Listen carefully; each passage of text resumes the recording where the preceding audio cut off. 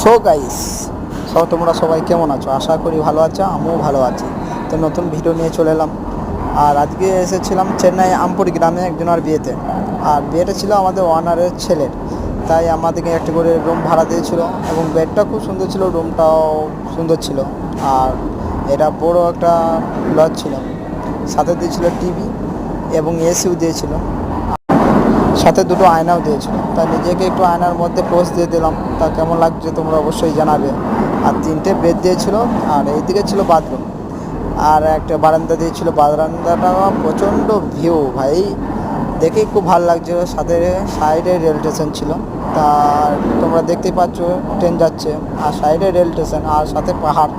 ভাই ভিউটা খুব সুন্দর সুন্দর সুন্দর, আমাকে তো খুব খুব ভালো লেগেছে। তোমাদেরকেও খুব ভালো লাগবে, তো অবশ্যই কমেন্টে জানাবে। আর সাবস্ক্রাইব প্লিজ শেয়ার করো।